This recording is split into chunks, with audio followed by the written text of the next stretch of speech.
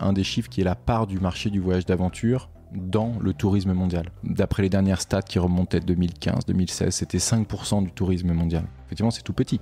Et puis, année après année, ça n'a fait que croître. On parle de 20 à 25% de croissance annuelle. Il y a eu 2020 où on dénombre que 30% des voyageurs étaient des voyageurs d'aventure, pour ratterrir en 2021 autour de 15%. On ne peut plus parler de mini-niche.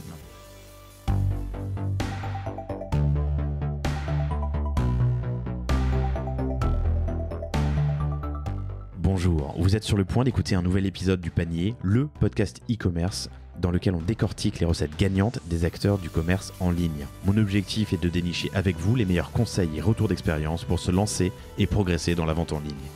Acquisition, parcours client, outils, plantage, réussite, apprentissage, on abordera ici tous les sujets sans tabou. Je suis Laurent Kretz, cofondateur de Cosa Vostra, agence de conseil tech et créative. Avec la meilleure équipe du monde en conception, créa, dev et contenu, j'accompagne des boîtes de toute taille dans leur stratégie digitale. Contactez-moi sur lepanier@cosavostra.com, sur LinkedIn ou sur notre site cosavostra.com. Bonne écoute.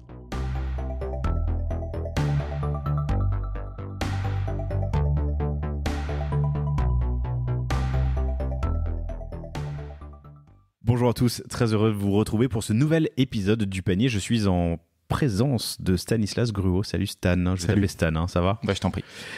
Stan, avec Alix Gauthier, le cofondateur de Explora Project, que je te laisserai présenter mieux que moi, mais je vais le dire avec mes mots, qui sont les tiens, mais que tu m'as dit en off, mais que tu répéteras pas à l'oral. Explora Project permet de voyager sans tout niquer. Voilà, c'est un voyage intelligent, responsable pour la planète, à proximité ou en tout cas avec des moyens de transport respectueux de l'environnement. Un voyage aventure, découverte, sport, famille, copain ou couple que tu nous présenteras dans quelques instants. Je suis très heureux de te recevoir. C'est Nicolas Simon de La Marque en Moins que je remercie chaleureusement et qui a permis cette intro.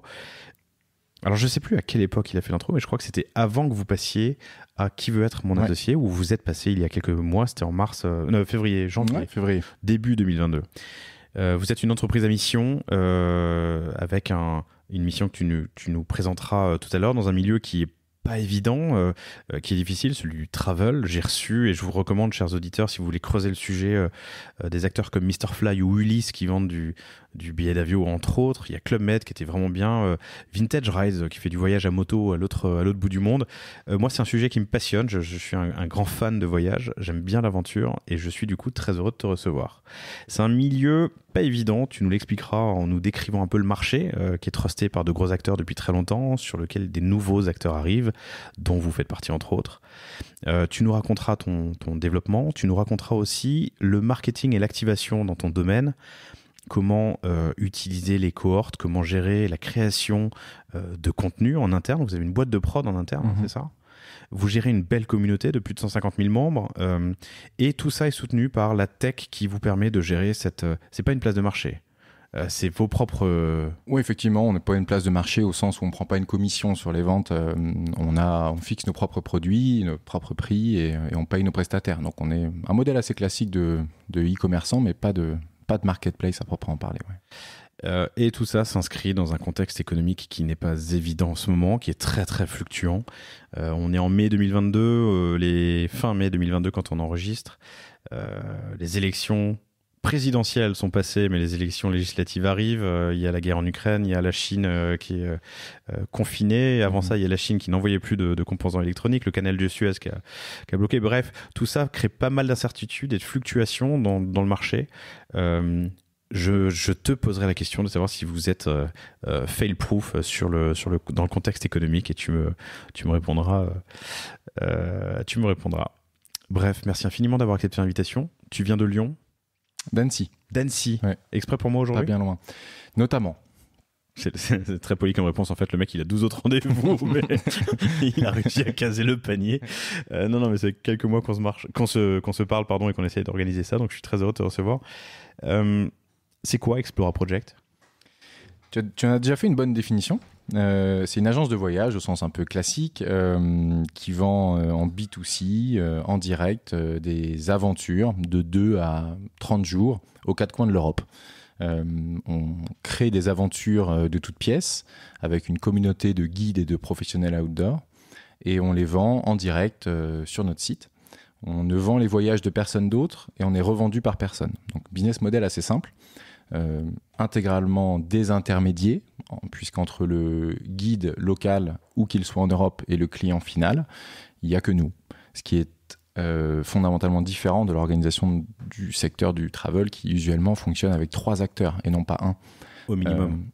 Au minimum, bien sûr. Après, les produits peuvent être revendus ad vitam aeternam, mais donc avec des commissions, rétrocommissions, marges partagées, etc. On a beau tourner la chose comme on veut, on dit que dans ce secteur-là, entre le guide local et le client final, en moyenne, il y a 40 points de marge. Et donc après, on choisit le nombre d'acteurs qu'on veut entre les deux. Effectivement, dès qu'il y en a plus de 2-3, tu peux imaginer que chacun se partage 10 à 15 points de marge brute à peu près. Et donc en marge nette, à la fin, théoriquement, il ne reste plus grand-chose. On dit souvent que dans le voyage, et dès qu'on dit on dit souvent, ça veut dire que c'est le business model des acteurs qui font ça depuis 50 ans. Et tous les nouveaux arrivants essayent de réinventer quelque chose pour ne pas tomber dans les chiffres que je te donne, qui pour nous, pour moi, pour des nouveaux arrivants, sont insoutenables et ne peuvent pas être des KPI fonctionnels de e-commerçants. Usuellement, effectivement, les acteurs traditionnels, c'est des acteurs avec 10 à 15 points de marge brute. Les meilleurs sont à 5-6 points de marge nette et les moins bons à moins 5-6 points de marge nette. En gros, c'est ça. D'où la remarque de Marc Simoncini, qui veut être mon associé, qui quand on lui dit « Et toi, le travel, tu veux y aller ?» En gros, il dit « Non, mais moi, il y a un de mes mentors qui m'a dit il y a 25 ans, le voyage, c'est pour voyager, c'est pas pour gagner de l'argent. » C'est pas pour gagner de l'argent. Et effectivement, j'ai ri jaune parce que j'étais là, putain merde, il a un point quoi, hein, il a un point, c'est extrêmement compliqué. Sauf à réexpliquer comment, et c'est ce qu'on se bagarre à faire chez Explora, comment on passe de 10-15 points à 30-35 points de marge brute, qui est ce qu'on a aujourd'hui. Et comment est-ce qu'on a structurellement la possibilité d'avoir plutôt 10 à 15 points de marge nette plutôt que 5. Donc c'est tout là finalement, c'est là-dedans que se joue finalement la survie des projets travel au-delà de leur coquille marketing. Tout en déroulant une mission qui est la vôtre, qui est de voyager sainement pour la planète, intelligemment, responsablement. Effectivement, de manière responsable, pardon. Les prises de conscience en la matière, ou mes prises de conscience, puis celles d'Alix également, se sont faites étape par étape. Première prise de conscience, c'est celle que je viens de t'expliquer, c'est il va falloir réinventer quelque chose dans ce business model-là pour exister. Donc, il faut désintermédier l'ensemble de la chaîne. Et puis ensuite, il faut réfléchir à comment faire le boulot de 3 acteurs en un, de manière organisée et plus profitable que les autres, parce qu'il ne s'agit pas d'empiler 3 fois les coûts, sinon on n'a rien... on n'a rien disrupté. Et puis effectivement, la deuxième prise de conscience, elle était on est une marque d'une génération. On fait voyager principalement les moins de 40 ans. Et donc, le sujet qu'on a tous au quotidien, qui a envahi la mode, le textile, la nourriture et le voyage aussi, c'est comment faire moins mais mieux, comment développer un business tout en étant respectueux de l'environnement et de son impact. Et le voyage a cette particularité d'être loin, en tout cas d'avoir des publicités qui souvent mettent en avant que le loin c'est bien, parce que loin c'est dépaysant, et loin c'est donc très différent visuellement de ce que tu as autour de toi. Loin, c'est une végétation que tu n'as pas l'habitude de voir, c'est des couleurs qui ne sont pas les tiennes. Et donc, c'est ça qui te captive, toi, en tant que consommateur qui te balade sur Internet. Tu es plutôt captivé par un lagon de Bora Bora turquoise comme tu ne l'as jamais vu, comme tu ne le verras peut-être jamais en France, ou par de la faune, la flore, la biodiversité en général qui te marque sur une pub parce que très différent de ton environnement naturel. Et donc, en fait, ça fait des décennies qu'on vend des visuels qui sont des visuels de pays loin. Et donc on a une espèce de culture de le voyage, c'est loin, voir des choses différentes, donc pour forcément prendre l'avion. Et donc quand ce marché-là qui se retrouve en fait confronté à ce sujet de la prise de conscience du dérèglement climatique, il y a quand même un problème, quoi. Il y a quand même un problème. D'autant plus que les voyages loin, c'est des paniers élevés. C'est des paniers qui sont élevés et qui effectivement donc en euros absolus sont ce qu'on a envie d'avoir dans son catalogue. Et puis en pourcentage de marge sont aussi plus élevés. Parce qu'il y a cette espèce de distorsion étonnante, c'est qu'un participant, un client, sera à même de payer plus cher s'il va loin. Alors même qu'on parlait du Monténégro juste avant, c'est pas très très loin le Monténégro, mais prenons cet exemple. Là-bas, les coûts d'un voyage au Monténégro sont 2 à 3 fois inférieurs à ceux que tu auras en France. Mais en nombre de jours, tu paieras plus cher, tu es prêt à payer plus cher un jour au Monténégro de vacances qu'un jour en France. Pourtant, la France, c'est super cher en fait. Pour nous, c'est beaucoup, beaucoup moins profitable. Donc, un voyage en France, on va avoir, je sais pas, n'importe quel opérateur, mais mettons Explora, on va avoir 22% de marge. Au Monténégro, peut-être 35%. Et donc, en fait, on a un pourcentage de marge qui est plus important au Monténégro qu'en France. Et en plus, comme tu vas partir plus longtemps, le panier va être plus élevé. Donc on a tout intérêt. On a tout intérêt à te faire partir au Monténégro plutôt qu'en France. Et puis le raisonnement peut être poursuivi. Plus on va loin, plus les taux à la journée des voyages usuellement vendus par les opérateurs sont chers. Alors qu'en fait, plus les pays sont en développement, moins les charges sont chères. Donc en fait, il y a un double effet ciseau qui fait que quand tu mets un discours responsable dans ce secteur-là, ça tremble. Parce que les mecs font « oh lolo ». Avec ce raisonnement-là, si on le pousse, on va en France, et en France, on va à la catastrophe. Ce que disait Marc sur le plateau, Marc Simoncini sur le plateau, quoi. Ok. Tu as dit alternativement voyage et aventure. Ouais, parce que alors on dit souvent qu'une start-up c'est l'histoire d'un founder qui percute un marché. Elle te plaît celle-là? Elle me plaît, je la note. Cette histoire, c'est la mienne en l'occurrence, et c'est celle d'un gars plein d'énergie, très sportif, fan de défis et de challenges en tout genre, toujours plus extrême, toujours plus. Ça m'a amené à faire beaucoup de l'ultra-endurance, donc des défis. J'ai traversé la France en courant en 2011, j'ai le record de la traversée de la France en courant que j'ai fait en 15 jours. 1200 km. Quelle diagonale? Lille-Nice, en passant par Paris. En courant en 15 jours? Ouais, je faisais à peu près 85-90 bornes par jour, 15 fois de suite. Mais c'est con, il y a le train. Ouais, effectivement. Mais bon, on n'écrit pas l'histoire avec un billet de train. Non, c'est beau. J'espère que vous prenez des notes, chers auditeurs. Je plaisante, je dis ça. Une start-up, c'est l'histoire d'un entrepreneur qui heurte un marché, c'est ça? Qui percute un marché. Percute, c'est encore plus fort, un marché. Et on n'écrit pas l'histoire avec des billets de train. Non, mais donc toi-même, c'est ton état d'esprit. Et Alix Gauthier, qui est donc la cofondatrice, je crois que je ne l'ai pas dit, mais en tout cas c'est fait, elle était déjà dans le travel, puisque c'est elle qui avait fondé Copines de Voyage, c'est ça? Exact. Elle avait cofondé Copines de Voyage en 2014 ou 2015, qui était déjà un vendeur online d'expériences de voyage. Ça existe toujours? Ouais, ça existe toujours. Ouais. Et en quelques mots, qu'est-ce que c'est pour ceux qui ne connaîtraient pas? Moi, je connais. Copines de voyage, c'est du voyage au féminin trentenaire. Donc ça fait voyager les filles entre elles, donc les copines, dans le verbatim utilisé, en voyage de groupe aux quatre coins du monde. Donc du voyage online communautaire. Ouais, effectivement, puis elle a participé à l'expérience Explora parce que moi, je connaissais rien à proprement parler au travel. Elle connaissait super bien. Et j'avais pas envie de monter ma boîte tout seul. Je suis plutôt ping-ponger d'idées. Donc je cherchais vraiment un duo. Quand tu traverses pas la France en courant? Ouais, on s'est trouvé en 2019. Et du coup, elle a officiellement rejoint début 2020. Et je pense qu'on est assez complémentaires. Et c'est une super association. Ouais. Toi, tu viens de la finance en plus, hein? Ouais. Enfin, en plus, pardon, il n'y a pas de plus. Non, mais lié au fait que je viens pas du travel. Quoi. Mais est-ce que dans cette volonté, enfin, ça a nourri ta volonté de faire quelque chose de bien pour la planète? Est-ce qu'il y a un lien ou Les médias le font. Parce qu'ils aiment bien dire t'es un bad guy. Non, c'est une question légitime, je veux dire, ta question elle est légitime. T'étais un bad guy, tu étais trader pendant 9 ans, tu pensais qu'à ton profit personnel et à gagner beaucoup d'argent très vite, et donc maintenant tu te rachètes une conscience.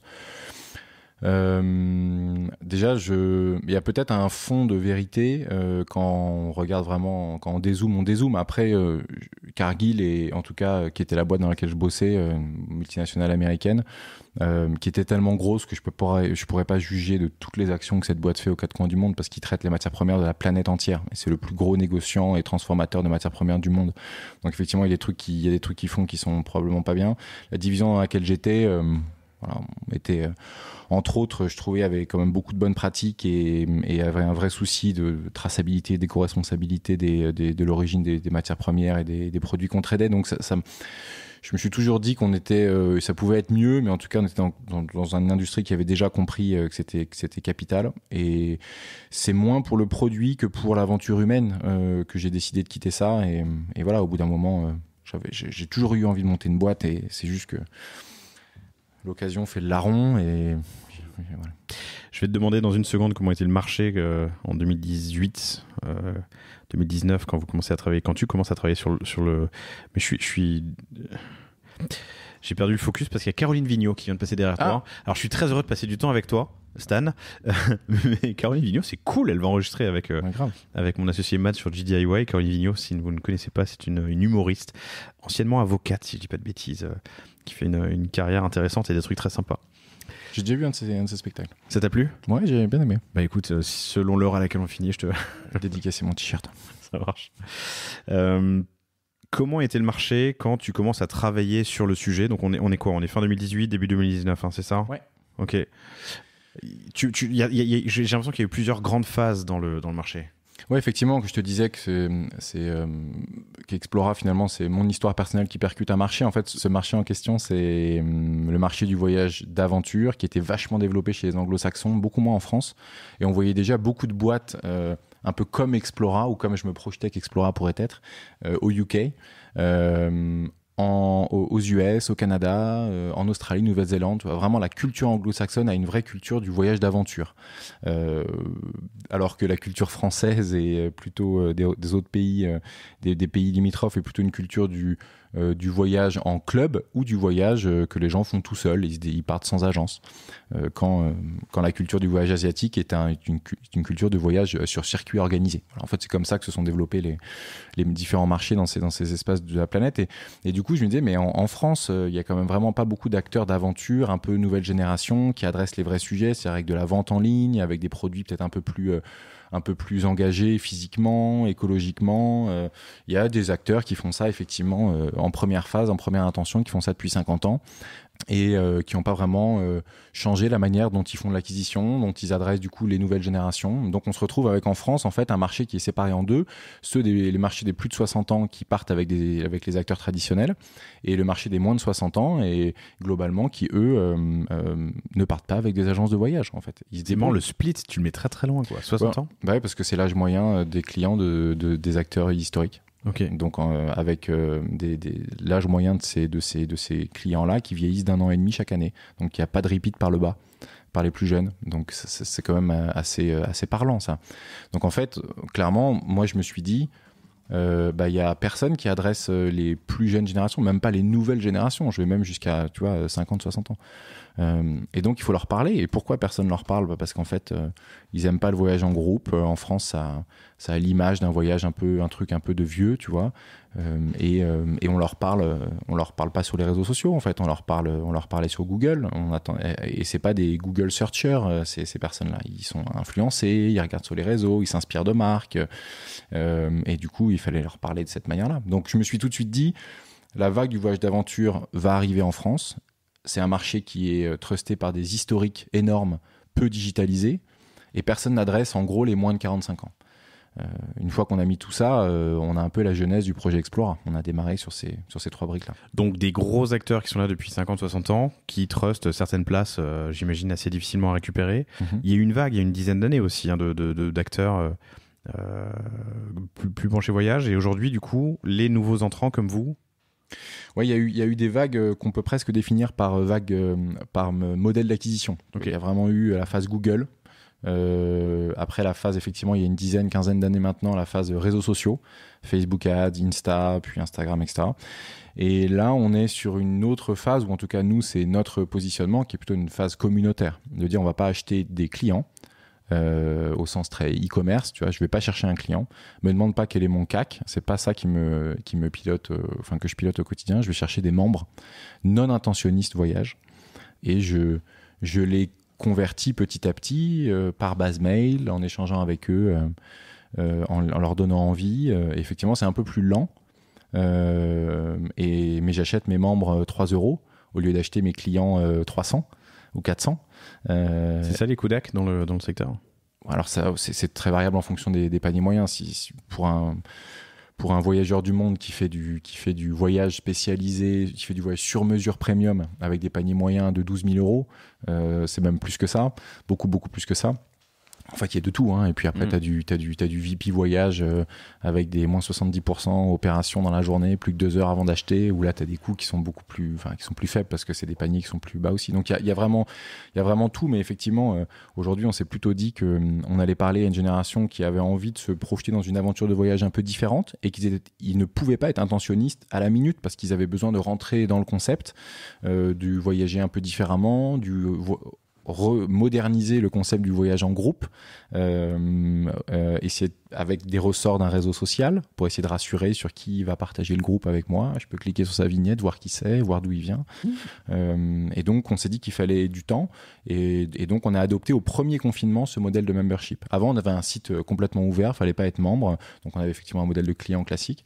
Et quand le confinement est arrivé et quand le tourisme a démarré cette phase compliquée, on s'est dit qu'il fallait changer un truc. Donc vous avez lancé mi-2019, quelques mois, un semestre avant le confinement, sur un modèle ouvert. Là, du coup, 2020, 2021, 2022, ça fait 2 ans et demi qu'Explora est sur ce nouveau modèle, c'est ça? Exactement. Ok. Ah ouais. Depuis le début sur l'aventure sportive? Oui, mon envie, elle a été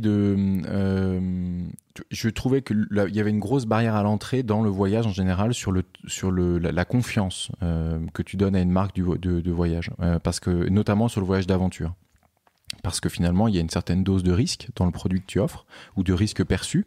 Parce que tu es en pleine nature, parce que tu es dans une pratique qui est peut-être un peu nouvelle pour toi, tu as besoin de matériel un peu spécialisé, dans des environnements qui peuvent être dangereux, en tout cas dans la perception que tu t'en fais. Quand on parle montagne, quand on parle haute mer, quand on parle terre polaire, il y a quand même un risque perçu qui est important. Donc je me suis tout de suite dit, il faut que cette marque, Explora, elle soit extrêmement experte, crédible. Et donc en fait, on va démarrer sur des produits certes niches, mais le but était de gagner en expertise, en crédibilité de la marque, pas en volume tout de suite, volume de vente. Et du coup, on s'est dit, on va démarrer avec des expéditions. On parle pas de voyage, on parle d'expéditions, et même des expéditions engagées, physiquement, puis écologiquement dans un deuxième temps. Donc on va démarrer sur des trucs durs, et on va les faire, on va partir en téléphone satellite, en traverser l'intégralité de l'Islande, en autonomie, en portant 35 kilos sur le dos, on va faire un film de ça, on va montrer que, ouais, plus c'est dur, meilleur on est, quoi. Et une fois que les gars auront vu ça, ils vont se dire, c'est sûrement à cet acteur-là que je peux faire confiance pour un trek dans les Alpes de 3 jours, ou un trek et yoga, ou une balade en vélo au Monténégro, parce qu'en fait, c'est quand même les gars qui traversent la Suède en autonomie, en ski, avec des ailes de kite par moins 40, donc ils sont sérieux, quoi. Et donc c'est ça un peu l'histoire du produit Explora. On a commencé avec un niveau 5 sur 5, on va dire, et aujourd'hui on a jusqu'à un niveau 1 sur 5, beaucoup plus accessible. Et de cet univers-là, d'expédition sportive, il y a eu effectivement, dans un deuxième temps, à partir de fin 2021, la déclinaison de 3 autres univers.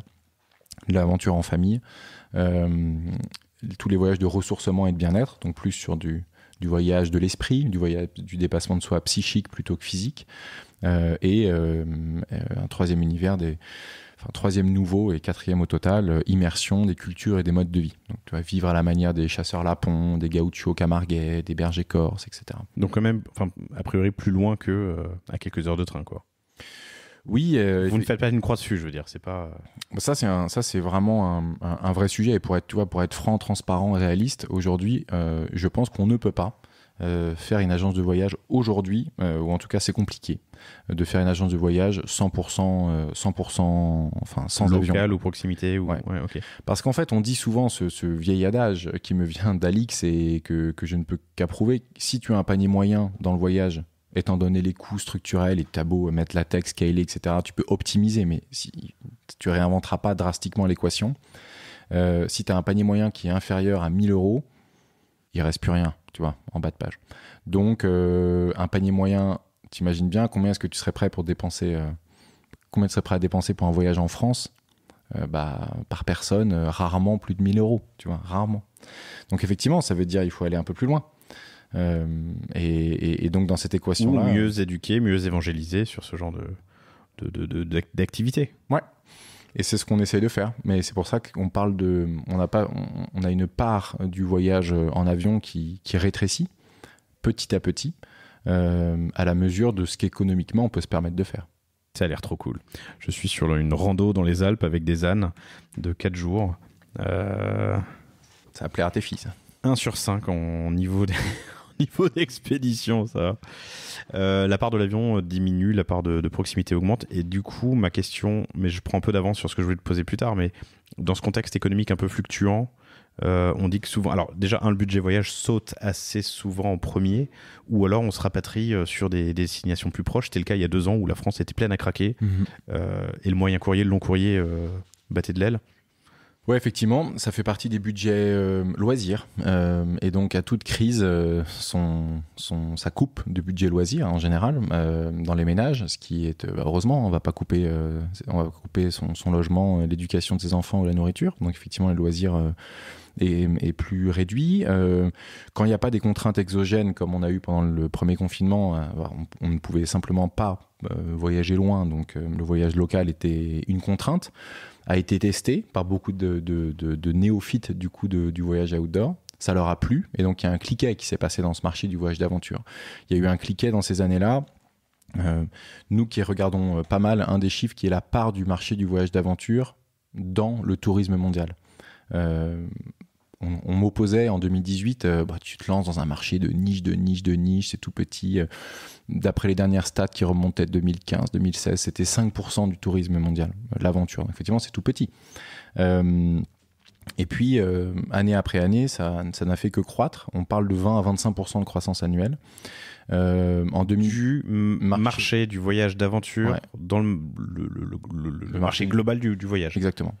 Donc c'est une part qui est vraiment 20-25% par an, ouais, de croissance. Ouais. Et quelle part au total? Justement jusqu'à monter jusqu'à des derniers chiffres. Alors on avait le chiffre de 2019 qui faisait état de 10% à peu près, donc ça avait doublé en quelques années. Il y a eu 2020 qui était vraiment une année bizarre, où en 2020, on dénombre que 30% des voyageurs étaient des voyageurs d'aventure. Mais alors, je suis d'accord avec toi, hein, c'était par contrainte. On pouvait pas faire grand-chose d'autre. Donc tu vois, et on appelle voyage d'aventure tout ce qui est voyage avec des activités pleine nature et dans des hébergements qui sont plutôt rustiques. Donc on oublie les hôtels et par contre un gîte, une maison d'hôte, un refuge avec une activité pleine nature, une balade, un trek, etc. va compter dans ce marché-là. Donc effectivement 30% pour ratterrir en 2021 autour de 15%. Donc tu vois, on a fait 10%, une explosion à 30 par contrainte, c'est redescendu à 15, mais il y a quand même eu un cliquet. On peut plus parler de mini-niche maintenant, d'où l'arrivée de nouveaux acteurs. Ouais. Et cette accélération due par le Covid qui nous a fait gagner quelques années de maturité dans plein de domaines, quoi. C'est en plus vachement dans l'air du temps. Il y a quelque chose de fort effectivement dans le produit qu'on propose, et puis on n'est pas les seuls dans ce que ce marché offre, qui en fait s'est retrouvé vraiment au carrefour des trois tendances de ces années Covid. On a vu vraiment trois tendances de fond, trois tendances sociétales. La première, c'est de reconsommer, ça c'était vrai sur tous les secteurs, mais consommer et donner son argent à des marques qui ont du sens et qui ont une mission. Tu vois, on vote avec ma carte de crédit, je vote. Je connais cette formule. Et donc dans le voyage, effectivement, on avait envie plutôt d'accompagner des marques qui ont du sens, qui ont une mission. On va revenir après sur le fait qu'on soit entreprise à mission, etc., qui concourent à cette tendance-là. Le deuxième, c'était on veut de la nature parce qu'on était enfermés entre quatre murs. Donc on voulait du vert, on voulait des oiseaux, on voulait des visuels qui nous transportent et qui nous fassent respirer. Donc nécessité de chercher la grande nature, le grand changement, donc loin du club all inclusive qui faisait rêver plus personne. On voulait voir de la forêt, on voulait être un peu seul. On voulait se faire un peu avoir des émotions visuelles. Aller au contact, quoi. Aller là. Ouais. Et le troisième, ça a été, on a été pendant ces années-là de Covid, on avait une projection du futur qui était un peu bouchée. Tu vois, on avait du mal à prévoir. C'était en fonction de la prochaine annonce d'Édouard Philippe ou de Castex, quoi. En fait, il nous disait ce qu'on allait avoir le droit de faire. Et donc, on avait du mal à se projeter. Et donc, finalement, les expériences Explora, les aventures qui ont la vertu de te bousculer un peu, tu vois, tu te fixes un truc peut-être un peu au-dessus de ce que tu pourrais faire, et bah ça te projette, et c'est un point dans ton calendrier qui est excitant. Et en fait, quand on s'est pointé avec ce produit-là qui regroupait ces 3 tendances de fond, ça a parlé au marché, d'où ce qui s'est passé entre 2 confinements où Explora s'est mis à exploser, tu vois, dans l'absolu. A explosé. Vous avez levé 1,7 million en 2020, vous êtes sur une levée en cours, je crois. Et évidemment, du coup, plus importante, c'est ce qu'on vous souhaite. Et surtout, vous êtes sur un runway en cette année-là, à 2 à 3 millions d'euros de CA sur l'activité, qui n'est distribué, on y viendra tout à l'heure, que par vous, et sur et vendu, que par vous. Ce qui veut quand même dire entre 200 et 300 000 euros par mois. J'imagine évidemment, il y a de la saisonnalité. Donc, ça reste une très belle accélération dans un domaine, dans un contexte fluctuant, tu l'as dit, mais sur un sujet porteur. Donc, accélération rapide, fast forward aujourd'hui, on est en 2022. J'aimerais comprendre comment marche Explora Project au sens fonctionner, et surtout, qu'est-ce que tu as hacké, qu'est-ce que tu as appris dans ces 3 années qui viennent de passer, du coup, d'un point de vue très opérationnel, digital, distribution, création de produits. Plusieurs briques, effectivement, création de produits, marketing, acquisition, création de contenu, tech, un peu les 4 briques. On les a... Il n'y en a pas une qui est plus importante que l'autre, elles ont des places différentes dans le funnel. Tu peux pas arriver au chiffre d'affaires in fine si tu n'es pas passé par ces 4 étapes. La première, ça a été pour nous la découverte donc, de l'acquisition. Mars 2020, on ferme le site parce qu'on se dit le Covid va arriver, ça va être la guerre. Maintenant on peut plus dire ça va être la guerre parce que c'est vraiment la guerre pour d'autres problèmes. Mais en fait, on se dit ça va être compliqué. Et je veux savoir qui vient sur mon site. On avait aussi les sujets de peut-être qu'on aura moins d'antériorité sur les Google et Facebook & Co parce qu'on pourra plus garder l'historique de navigation au-delà de 7 jours, etc. Il y avait ces sujets-là qui arrivaient aussi. Donc on s'est dit, oula, finalement, je préfère plutôt récupérer des mails, des profils de membres sur mon site plutôt que de repayer mon audience systématiquement pour qu'elle achète mon voyage. Et donc du coup, on est passé sur un modèle de membership on a pas mal itéré sur l'endroit du sign-in sur le site, où le mettre très tôt comme un voyage privé. Tu vois, voyage privé, tu arrives sur la homepage, il y a écrit moins 70% avec une photo des Maldives. Si tu n'as pas donné un mail, un nom, prénom, un âge, un téléphone, c'est fin de l'histoire, tu vas pas plus loin. On a essayé ça. La marque Explora n'était pas encore assez connue pour que la promesse de juste vie des aventures inoubliables en pleine nature avec nous soit suffisante pour laisser le mail. Donc ça n'a pas bien marché, il y avait un rebond énorme. Et donc on a dit ok, on va mettre le sign-in un peu plus loin, on va montrer un peu ce qu'on fait, nos produits, on va donner envie, et puis on va le placer sur les sites, sur les pages des expéditions, ce qui a pas mal marché. Et donc là aujourd'hui ça fait 2 ans que le site fonctionne comme tel, et on a 170 000 membres aujourd'hui. Donc effectivement 170 000, ça a quand même très bien répondu. Donc ça c'est le premier point. En fait, on s'est dit on va pas chercher des clients, on va chercher des membres non intentionnistes, et on va leur raconter des inspirations, des doses d'inspiration et de pleine nature sur nos différents univers, différents niveaux de difficulté, différentes disciplines et différents pays, et ils vont mordre à ces histoires, et on va les accompagner pour trouver l'aventure qui est faite pour elles, qui est faite pour eux. Et du coup, deuxième brique, création de contenu. Parce qu'en fait, on vend pas. Enfin, moi, je suis convaincu qu'on vend du voyage avec de la vidéo et avec du testimonials, tout support que ce soit, de participants qui inspirent. Des femmes et des hommes ordinaires qui vivent des choses extraordinaires. Et donc, c'est ça qu'on a essayé de montrer. Donc, beaucoup de vidéos. On a commencé par externaliser avec des agences qui nous faisaient en fait des vidéos. On s'est fait découper comme des jambons parce qu'en fait externaliser auprès d'agences la production visuelle, ça coûte cher. Externaliser auprès d'agences la production visuelle en pleine nature dans des environnements voilà, c'est pas facile, hein. Voilà, c'est compliqué, c'est de l'ordre du tournage de film technique, ça coûte vite cher, il se passe en dessous de 10 000 euros, il se passe pas la moindre minute de film que tu peux produire, tu vois. En gros, et donc assez vite, on s'est dit, oula, ça veut dire... t'as un coût d'entrée, t'as un prix d'entrée. Un énorme, il faut dépasser quelques personnes. Ensuite, que tu fasses 1 ou 10 minutes, une fois que t'as dépassé ce coût d'entrée, ça... Mais j'entends. Donc on s'est dit, ok, on a testé plusieurs choses. On s'est dit, soit on on achète des vidéos auprès de banques d'images, soit on monte des films, mais avec un trust un peu pourri parce on va bien réaliser que c'est pas à nos aventures. Soit on fait partir quelqu'un, on fait partir des freelances, on fait partir des gens de l'équipe, on teste de la remontée de données, ou de la remontée de contenu par nos participants, par nos guides. Bref, on a itéré plein de choses, mais le contenu pour nous est roi, et la capacité à remonter du contenu.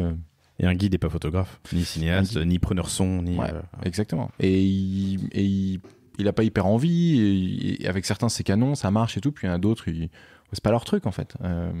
Et les participants, pareil, c'est inégal. Il y en a qui ont envie et qui sont très bons, très doués et qui manient très bien les réseaux sociaux. Et d'autres qui te disent, mais attendez, mon droit à l'image, et puis c'est pas le rapport que tu veux avec tes participants. Ça va, c'est bon. Donc, pardon. Donc on a cherché, on itère, et cette idée, elle est quand même importante. Elle est vendre de la réalité et d'un voyage sous ses bonnes coutures et ses moins belles coutures, mais vendre du vrai. C'est ça qui est clé. Et du coup, cette j'allais dire machine à contenu, cette usine à contenu, en tout cas cette production de contenu, ça fait rêver. Tu vois, je suis là sur. Mais c'est là que j'ai appris à marcher. En montagne, mon premier glacier en cabane perchée, près du pic d'Arola, où j'ai fêté mes 10 ans avec mon père.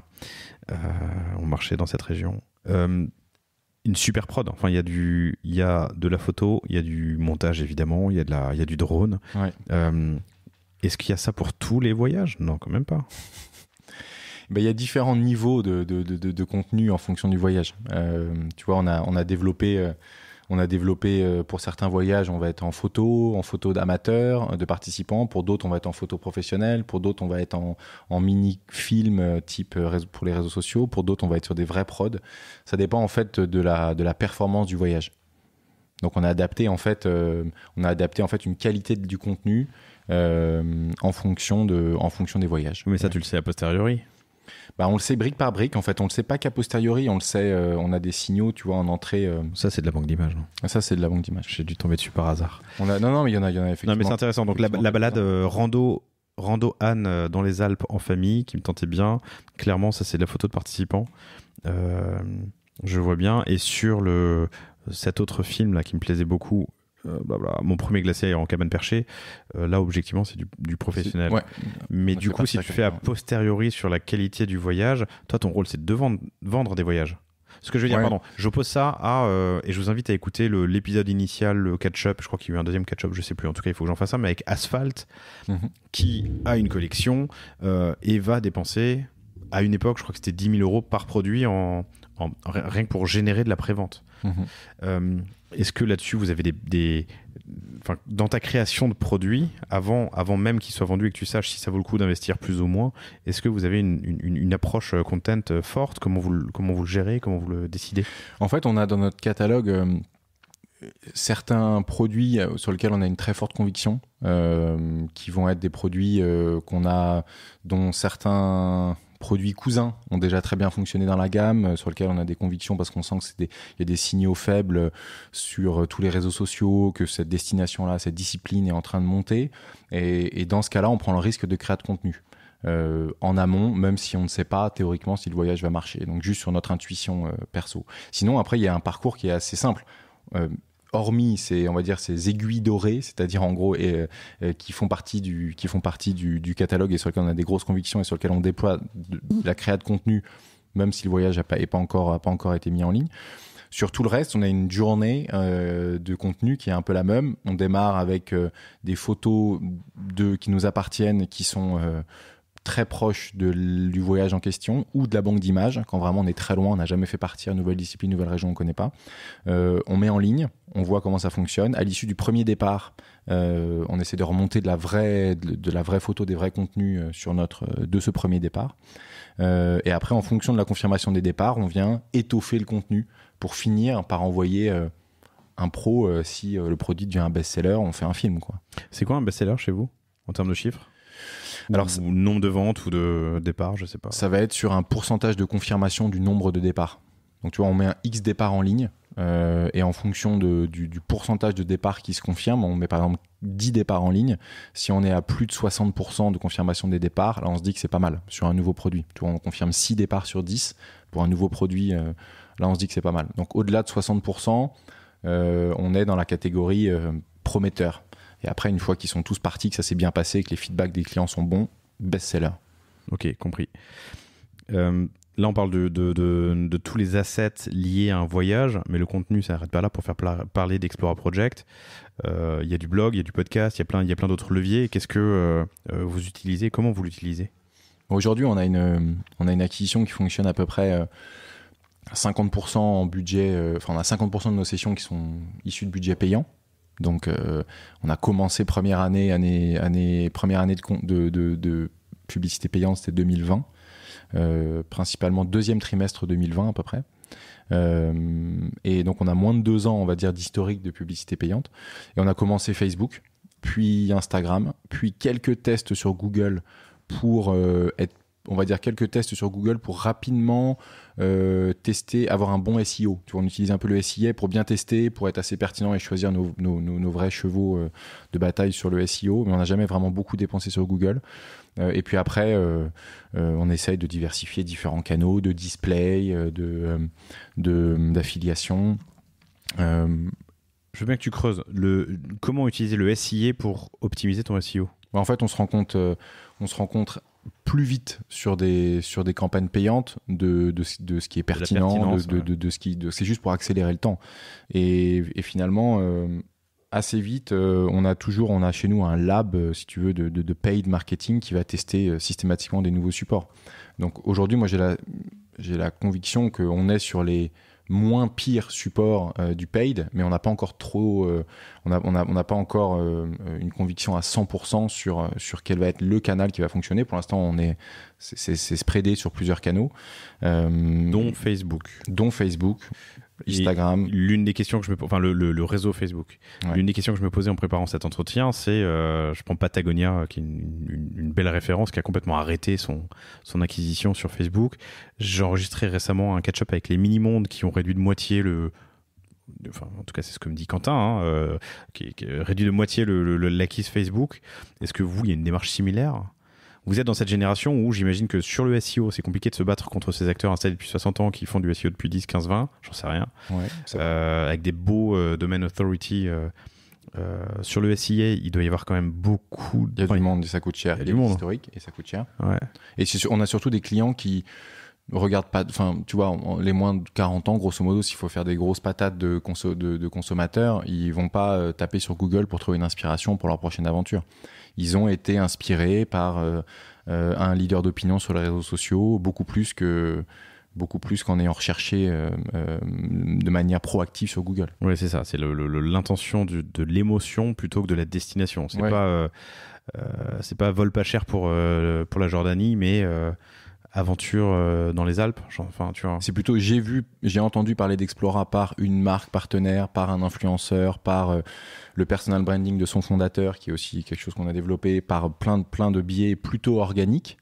Et puis j'ai eu cette marque reste top of mind parce que j'ai des petites piqûres de rappel avec le paid de temps en temps, mais je sais plus si j'ai cliqué sur une publicité payante ou pas, tu vois. Avec les nombreux points d'accroche qu'on a dans le secteur, nous on en définit à peu près 6-7 points d'accroche d'une personne pour se souvenir d'Explora et rester top of mind de cette personne. Donc il n'est pas intentionniste, il a entendu parler d'Explora et le jour où il va avoir envie de réserver quelque chose, là il va penser à nous. Donc en fait, il y a un gros travail d'organique et un gros travail d'inspi et de notoriété dans tout ce mid-funnel, quoi, grosso modo. Donc 6 à 7 touchés, SEO, SIA, vidéo, bouche à oreille, influence,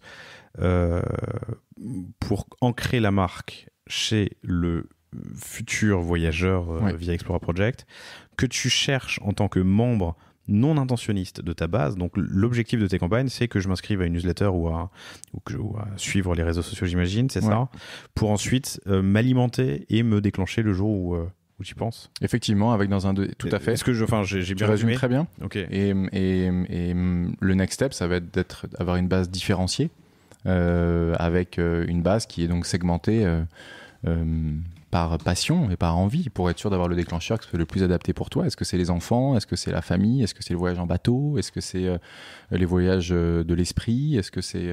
Et donc en fait, l'idée est d'avoir des conversions qui soient les plus efficaces possibles par par bloc de cette base, puisque 180 000 personnes n'ont pas tous envie de la même chose. On a commencé à 150, à la minute 32, on était à 170, on est à 180 000. Non, parce on qu'en va finir à 300 000 euros. Non, pour être tout à fait honnête, on a 180 000 membres en newsletter. Et après, on a des membres sur le site. Tu vois, tu peux t'abonner à la newsletter sans être membre du site. Donc on a 160... Et inversement, j'imagine, tu peux être membre du site, mais tu as désinscrit de la newsletter. Aussi. Ce qui doit être plus rare. Ce qui doit être plus rare, mais dans les 180 000 membres, il y en a quelques-uns qui effectivement sont pas actifs et ont dû se désabonner. Bref, voilà pourquoi il y a 2 chiffres qui se baladent. Ok, je suis dans ta base. J'étais non intentionniste, mais inspiré par le bouche à oreille, un ambassadeur, j'en sais rien. Là, on parle de lead nurturing. C'est nurturing. Nurturing. Lead nurturing. Et du coup, on rejoint pas mal d'autres sujets, hein, c'est l'inbound, d'autres domaines, pardon. Comment est-ce que vous le travaillez ? J'imagine que dans ces 180 000 membres, 170, 180 plus ou moins, tu as des cohortes, tu dois avoir des mouvements de fond. Oui, effectivement, on regarde comment chaque cohorte acquise sur un mois donné, sur un canal donné, se comporte dans le temps. On arrive en essayant de lisser ou d'atténuer les comportements de ces cohortes avec tous les facteurs exogènes. Donc, quand on nous annonce un confinement, autant dire que le comportement des cohortes de l'annonce du mois de confinement est très particulier et très différent. En fonction de la guerre en Ukraine et du coup de l'intention de voyager en Europe lointaine qui se tarit complètement pendant 2 mois. Donc, une fois qu'on arrive à rééquilibrer le comportement de ces cohortes avec les facteurs extérieurs, on arrive maintenant à bien comprendre quelle va être la forme d'une cohorte donnée dans son payoff, quoi. En gros, dans ce qu'elle doit générer. Le mois M, le mois M plus 1, le mois M plus 3, et après, 1 an après. Parce qu'effectivement, si aujourd'hui... J'allais te poser la question du repeat. Il y a une saisonnalité qui est importante dans le voyage. D'autant plus, nous, on fait voyager pour des raisons écologiques, pas au-delà des frontières de l'Europe, à 3 heures de vol, tu vois, à peu près. Et donc, ça veut dire qu'il y a une saisonnalité, on peut pas... Il y a une saisonnalité qui est celle des vacances dans l'hémisphère nord. Donc, grosso modo, si toi, aujourd'hui, tu cliques sur une pub Explora parce que tu as été inspiré par des eaux turquoises pour faire une croisière trek dans les Cyclades, il y a de fortes chances que dans un an, si tu n'avais pas acheté cette année pour X ou Y raison, dans un an, tu te dises « Ah, mais il y avait ces Cyclades là que j'avais vues chez Explora. » Et donc, en fait, les cohortes se réactivent d'elles-mêmes 1 an après. Okay. Et donc là, on a un petit historique. On a 2 ans et demi d'acquisition payante. Mais pour l'instant, chaque cohorte de chaque mois continue de générer depuis 2 ans et demi du revenu chaque mois. Là, tu m'as pris l'exemple d'une cohorte qui aurait vu mais pas acheté. Ouais. Tu as du repeat aussi ? Vous commencez à avoir du repeat ? Ou avoir suffisamment de recul pour analyser le repeat business ? Ouais, on a en 2021, on avait 21% de nos acheteurs qui étaient des repeats. Donc dans tous ceux qui ont acheté en 2021, il y avait 21% d'entre eux qui avaient déjà acheté. Ce qui est pas mal parce que ça veut dire qu'ils ont acheté plus tôt en 2021, enfin plus tôt que leur second achat en 2021 ou en 2020 ou en 2019. Mais c'était des années où fallait s'accrocher pour voyager 2 fois, quoi. Enfin pour partir 2 fois avec le même acteur. Donc effectivement c'est pas mal. On a beaucoup insisté, beaucoup travaillé l'expérience. Qu'est-ce qui se passe dans une aventure Explora ? Quels sont les marqueurs de l'expérience Explora qu'on retrouve sur tous les voyages ? On a 20 points d'étape. On a 20 moments, 20 choses qui doivent se passer sur n'importe lequel de nos voyages. Avant, pendant, après ? Avant, pendant, après. Ok. Ouais. La majeure partie pendant. Tu arrives à mesurer du coup l'efficacité d'un de ces 20 points pour savoir lequel améliorer ? Et quel est son impact du coup sur la satisfaction globale, le NPS ou je sais pas comment tu le calcules. Ouais, on calcule un NPS. Ça va être dur de les sortir de manière indépendante, mais en tout cas... la méthode tu l'as. Enfin, t'as trouvé ces 20 points de contact qui se passent lors... On est d'accord que là c'est post-achat, c'est ça ? Non, il doit se passer 20 choses, 20 marqueurs, les marqueurs de l'expérience Explora. Il y a 20 marqueurs, certains sont après-vente, mais avant achat. Après vente, achat, mais avant expérience, c'est ça? Exactement. Qui est une phase un peu particulière dans notre marché. C'est qu'une fois que tu as acheté, c'est là où tout démarre, en fait. C'est pas là où c'est fini, c'est là où commence vraiment le trust avec la marque qui démarre là. Et les participants sont très réceptifs entre le moment où ils ont acheté et avant leur départ, parce qu'en fait, ils sont un peu angoissés pour certains. Il y a le départ qui va approcher, ils veulent que tout soit prêt, et donc tout ce que tu fais pendant cette période-là a un impact émotionnel qui est très important. Et donc, il y a évidemment l'expérience en elle-même, et il y a le retour, où on peut aussi capitaliser sur un état émotionnel aussi un peu particulier. Et donc, en fait, ces marqueurs-là, on sait que si ces 20 marqueurs sont présents, l'expérience se passera bien. S'il en manque, ça se passe moins bien. Mais il est donc de notre devoir de travailler à faire en sorte qu'ils y soient toujours. Les guides et nos professionnels et nos encadrants en sont les garants pour certains de ces marqueurs. 12 sur 20 sont dans les mains de l'encadrant. Donc l'encadrant, c'est pas un salarié Explora. Il est lui travailleur indépendant, souvent auto-entrepreneur. Et donc en fait, il se doit néanmoins d'être le relais de ces marqueurs-là. Donc on a réussi en tout cas à les identifier. Certains sont pas faciles à mettre en place, quel que soit, en fonction du type de voyage. Et en tout cas, c'est beaucoup de facteurs humains. C'est beaucoup des histoires de femmes et d'hommes. C'est, pour faire simple, dans un voyage, l'expérience d'un voyage se passe bien si le participant voyage avec un groupe de confiance, qui lui fait confiance, qui le connaît un petit peu, auprès de qui il a pu se livrer, avec des personnalités qui sont différentes, où il y a une place qui est laissée à chacun. Il n'y a pas le mâle alpha avec la boussole, la carte et tout le monde suivait le guide. Il y a un groupe qui est hétérogène, dans lequel chacun a une place. Ceux qui préparent la cuisine ou ceux auprès de qui on se confie sont aussi importants que ceux qui donnent la direction ou portent les sacs les plus lourds. Et donc en fait, c'est la vie en accéléré, un voyage. Il y a toujours un guide ? Il y a toujours un guide, ouais. Il y a toujours un professionnel de la discipline et de la région en question. Même dans les petits tours avec l'âne au milieu des Pyrénées, que je regarde depuis tout à l'heure, des Alpes, pardon. Yes. C'est intéressant ce que tu dis. Et la différence que tu faisais avec les terres d'Ave ou les voyageurs du monde. Moi, alors c'est personnel, mais je revoyage enfin cette année. Je suis très heureux. 1, parce qu'on peut, et 2, parce que mes filles ont l'âge d'aller vagabonder un peu. On va loin, on va au Laos. Et en fait, au moment où j'avais validé mon achat de billets d'avion, c'est là que l'aventure a commencé, je trouve.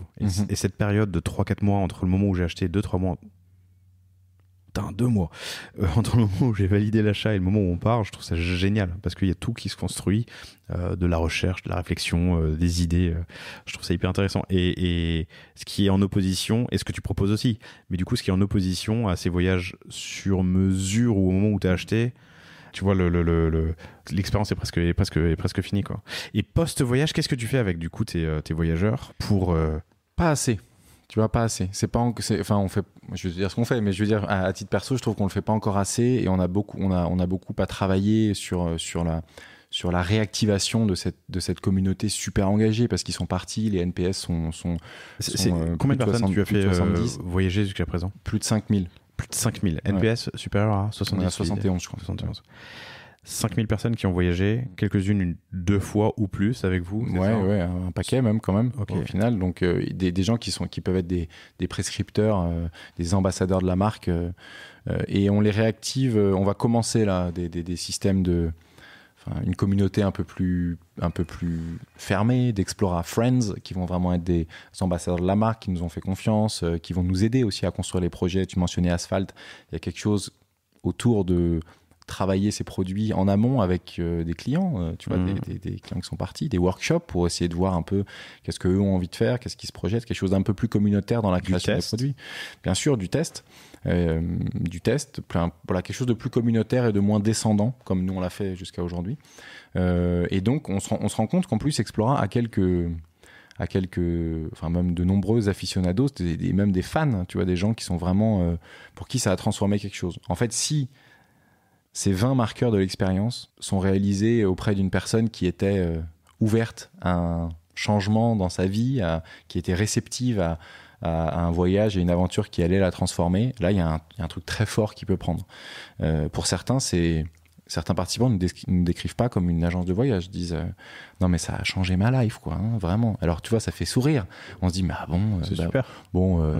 Tu vois, pas forcément, calme-toi, quoi. Et en fait, si, quand tu les écoutes et on leur tend quelques micros pour effectivement notre podcast, on se rend compte qu'il y a des gens chez qui ces marqueurs-là, arrivés à un moment de leur vie, ils étaient très réceptifs et il s'est passé un truc. Je fais une parenthèse, on ne va pas rentrer dans le sujet parce que je ne sais pas s'il y a beaucoup d'apprentissage. C'est pas à moi de le juger, mais vous avez lancé un podcast qui s'appelle Homo Exploratus. Exact. Une première saison avec des grands aventuriers. Une deuxième saison que vous êtes en train d'enregistrer, qui va bientôt sortir, qui est plus du vécu et des histoires de voyageurs qui ont fait ces voyages, c'est ça ? Ouais, exactement. En quelques mots, est-ce que ça marche ? Est-ce que ça a marché ? Quels sont les apprentissages ? Ouais, on en parlait un peu avant. Ça fait partie des supports sur lesquels je n'ai pas une conviction absolue. Je pense que c'est des beaux contributeurs de la notoriété de la marque. C'est un canal, l'audio, dont je ne vais pas louer les mérites et que tu connais bien, qui est complètement dans l'air du temps et qui fonctionne. Et vous aussi, a priori. Ouais, mais moins facilement traquable qu'épaysable, héroïsable. Et du coup, sur lequel, dans une année 2020, où effectivement on a dû choisir 2020-2021, sur lequel on a dû choisir nos combats sur la notoriété, et ben on l'a pas mis en jachère, mais on l'a fait, mais timidement. Et du coup, aujourd'hui, on se retrouve, on est un peu au milieu du guet, il faut qu'on choisisse les ressources qu'on va y mettre. Et voilà. Le principal apprentissage jusqu'à présent, en tout cas, c'est ta gestion des assets et des contenus pour la marque, qui te permettent de séduire, du coup, transformer à l'acte d'achat, j'imagine, mais aussi séduire une communauté de 170-180 000 personnes que tu travailles à travers 6 ou 7 touchés en moyenne, c'est ça ? Ouais, exactement. Jusqu'à ce qu'ils achètent. Tu connais ton délai moyen d'achat ? Parce qu'ils sont non intentionnistes au moment où tu les convaincs. Ouais. Et puis ensuite, il va y avoir 3 mois à peu près entre le moment où ils sont membres et le moment où ils vont acheter. Une petite centaine de jours. Ouais. Ok. Un peu entre 3 et 4 mois. Et c'est la moyenne. Après, on a eu à nouveau... Ce qui est une moyenne européenne. Hein. Ah oui. Ouais, ce que me disait, alors je vous invite à l'écouter, il était passionnant, mais Quentin Briard de Club Med, on est dans un autre domaine là, mais il me racontait, et il a géré l'Asie avant, il me disait qu'en Occident on est sur 100 jours, entre 50 et 100 jours de délai moyen de choix, alors qu'en Asie, en Chine, c'est 14 jours, 2 points de contact, en Europe c'est plutôt 11 points de contact, enfin bref, des délais beaucoup plus longs. Donc vous êtes dans la moyenne, 90 jours de choix, ok, intéressant. Le temps file et j'aimerais bien parler de création de produits et de tech.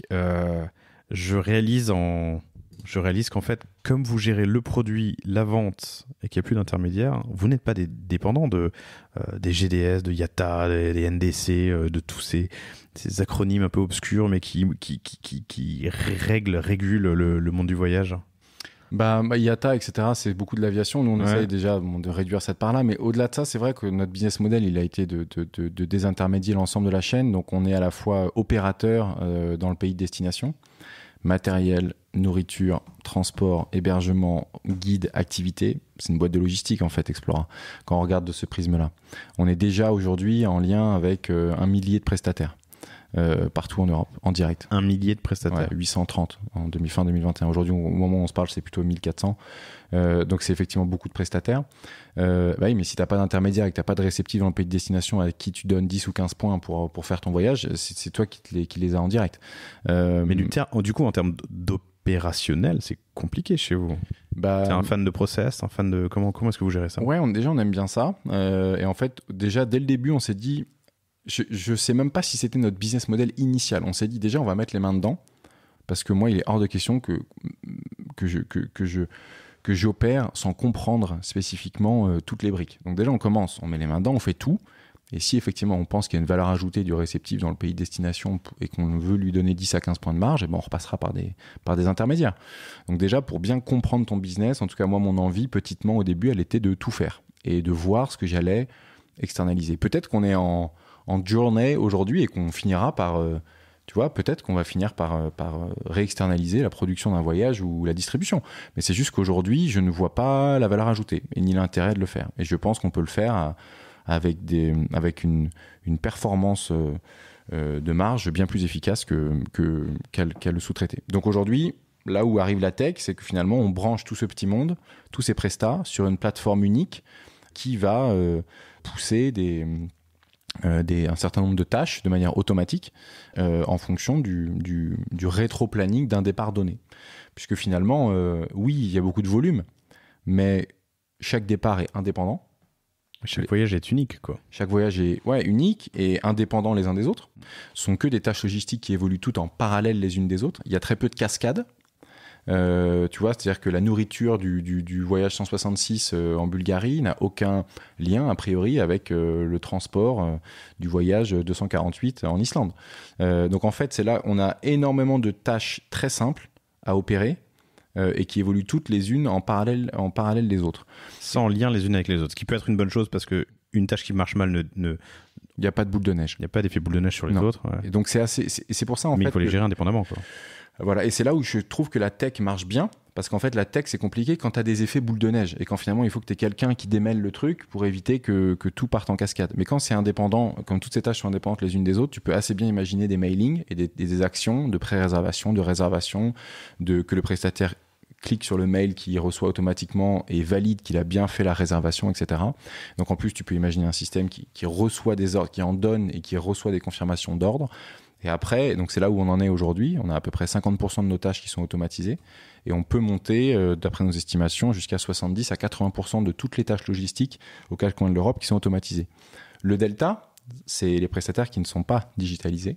Et c'est là un peu la difficulté de notre secteur, c'est que le voyage d'aventure, c'est un marché qui n'est pas digitalisé, dont les acteurs sont complètement éclatés partout, à la différence du voyage un peu plus premium, sur lequel des tour lane, par exemple, pour citer les anciennes requêtes Internet qui ont monté tour lane et qui ont levé, je crois, 50 ou 100 millions autour de ça, eux qui se sont branchés à des API transport, bouffe, hébergement, machin, et donc ils peuvent assembler un voyage sur mesure parce qu'ils sont déjà branchés à tous les hôtels de la planète. Nous, on ne peut pas se brancher à tous les refuges d'Europe ni à tous les transporteurs. C'est que des gars qui ont un téléphone fixe, parfois à peine un mail, qui regardent leur adresse mail 1 à 2 fois par semaine pour remplir leur carnet de commandes. Donc en fait, on a un travail d'évangélisation d'un secteur qui est peu digitalisé. Ce qui crée... Enfin, tu vois, quand je t'entends parler, je me dis, non, mais ce sont donc des paniers moyens plus petits qu'un voyage à l'autre bout du monde, qui est plus simple à organiser, qui est moins human intensive, je sais pas comment on dirait. Human capital. Voilà, qui a besoin de moins de mecs pour l'organiser. Mais du coup, ça crée aussi une barrière à l'entrée. Oui, pour réussir. C'est-à-dire ça crée deux choses. Un, ça a plus de sens pour la planète. Et donc, quand on nous dit donc votre engagement, comment vous le mesurez, notre business model, il est construit pour faire des voyages beaucoup plus responsables de l'environnement, beaucoup plus respectueux. Et donc, effectivement, ça a plein de contraintes. Après, effectivement, c'est une barrière à l'entrée d'avoir des prestataires qui sont sur cette plateforme-là, qu'on appelle l'Explora Hub, pour le nom que ça veut dire, pour ce que ça signifie. C'est donc une plateforme sur laquelle les acteurs se branchent. Et effectivement, des acteurs avec qui les échanges de données, de réservation, de pré-réservation se passent bien, sont beaucoup plus volontaires pour nous laisser des dates de dispo, nous ouvrir leur catalogue de disponibilité avant les autres, etc. Donc finalement, c'est aussi une meilleure expérience pour les prestataires que de travailler avec nous, parce qu'ils ont leur pré-réservation, leur confirmation, leur description du groupe, leur facture en temps et en heure, chartée, propre, toujours de la même manière, accessible. Et donc c'est aussi un repos de l'esprit pour ces gens-là qui sont globalement, s'il fallait faire une généralité, plutôt adminophobes et plutôt aiment pas du tout l'admin, les factures qui sont bien faites, et qui préfèrent se concentrer sur leur passion, parce que ce sont tous des passionnés. Et donc on essaie de leur laisser le maximum de temps pour faire leur passion, et nous on s'occupe du reste. Et qui sait, un jour peut-être que ce produit qu'on est en train de développer pour nous en interne et en train d'en construire un avantage compétitif pourra être une sorte de réceptif digital que peut-être d'autres agences seraient contents d'utiliser. Tant d'eux. Je vois un grand sourire. C'est une volonté déjà aujourd'hui ou Tant d'eux, quoi. Tant d'eux. On verra. Tant d'eux, pardon. Quand tu as fini ta phrase, je crois que c'était tant de choses à faire. Non, c'est dans un deuxième temps, dans un second temps. Exactement. La tech se fait en interne ? Ouais. Vous êtes combien chez Explora ? Aujourd'hui, on est 22. Avec apprentis et stagiaires dans le lot, donc dans l'absolu on est plutôt 14-15 CDI et puis après apprentis et stagiaires, et on a une dizaine de recrutements ouverts sur Welcome to the Jungle. Welcome to the jungle.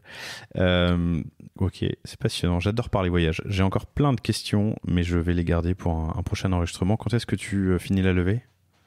Une histoire de jour. Formidable. On te souhaite bonne chance. Vous pouvez retrouver Stanislas Gruau, Gruau, deux fois dessus, pardon, excusez-moi, sur LinkedIn évidemment. Et si vous avez encore des questions, surtout, n'hésitez pas, chères auditrices, chers auditeurs. C'est passionnant. Est-ce que tu as 3 apprentissages sur la gestion de ta communauté ? 3 erreurs à ne pas faire ?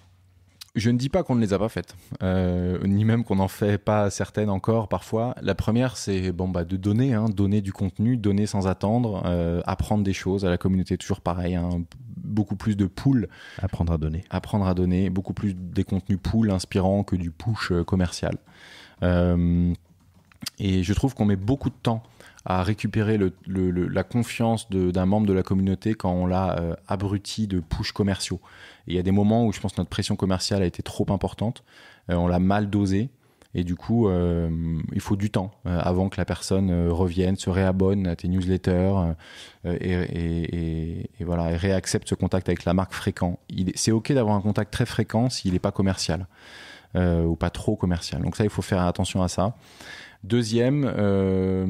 Le deuxième, ce serait, pareil, c'est des classiques, mais les gens suivent plus les personnes que les marques.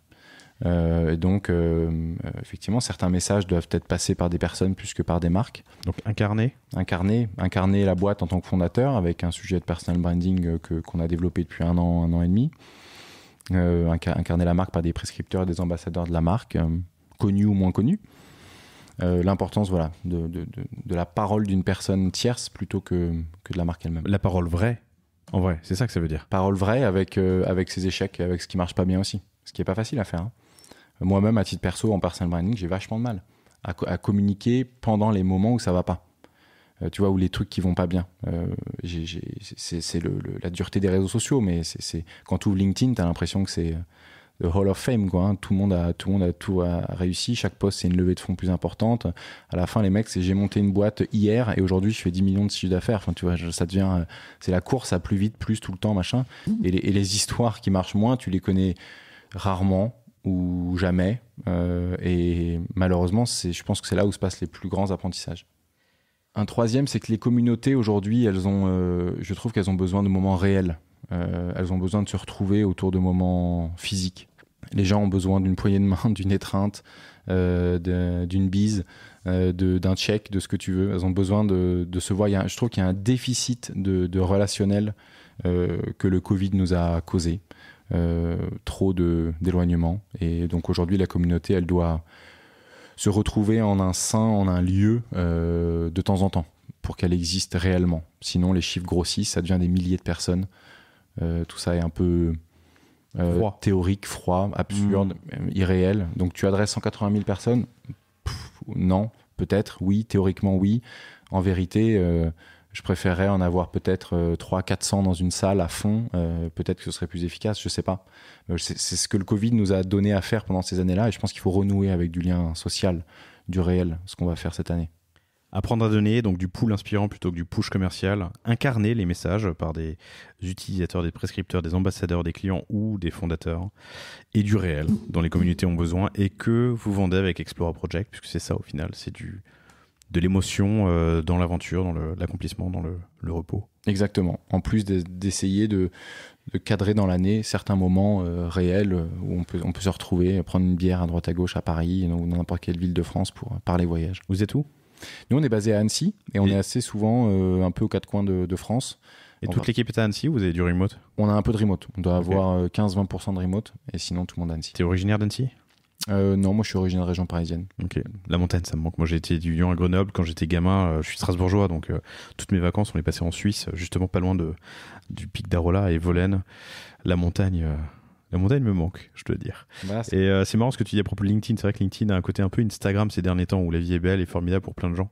J'ai lancé un appel, moi, sur le panier. J'ai eu une seule réponse de gens qui sont dans le dur et ne trouvent pas de solution, qui viennent raconter, parce qu'on m'a fait le reproche, ou la remarque en tout cas, très constructive, que toutes les histoires sur le panier sont des réussites plus ou moins courtes, plus ou moins longues, plus ou moins, voilà, ça prend du temps. Parfois c'est des solopreneurs, parfois c'est des dizaines de millions d'euros de levée, mais quand même tout est positif.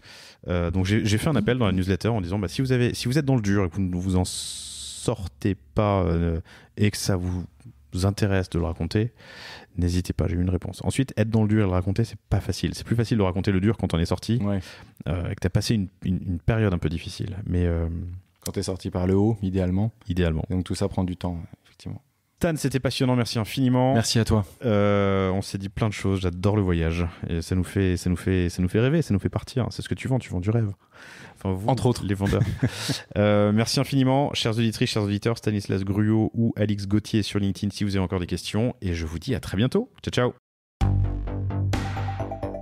Merci d'avoir écouté cet épisode du panier. J'espère qu'il vous a plu. Si c'est le cas, et même si ce n'est pas le cas, abonnez-vous pour ne rater aucun épisode. Parlez-en autour de vous et laissez-moi un commentaire sympathique sur Apple Podcast. C'est ce qui m'aide le plus à remonter dans les classements. N'hésitez pas non plus à le partager à chacun de vos contacts dans le business. Chaque nouvel auditeur intéressé est une victoire. Si vous avez besoin d'un accompagnement tech et créatif, que ce soit pour votre site internet, votre stratégie de contenu ou d'inbound marketing, n'hésitez pas à me contacter à l'adresse lepanier@causavostra.com. À bientôt.